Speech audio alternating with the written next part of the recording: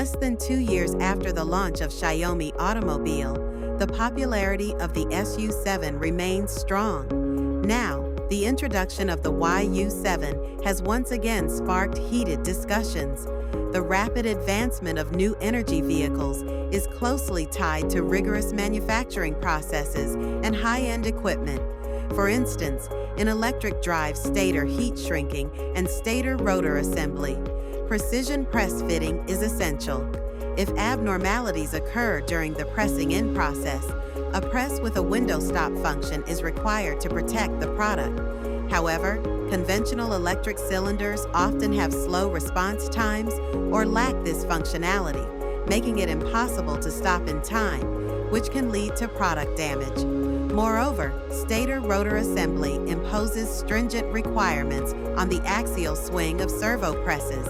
Ensuring vertical centering during the pressing-in process is crucial to prevent product misalignment and potential damage. Shaft runout presents a significant challenge in mechanical assembly, making presses with minimal shaft runout the preferred choice for customers.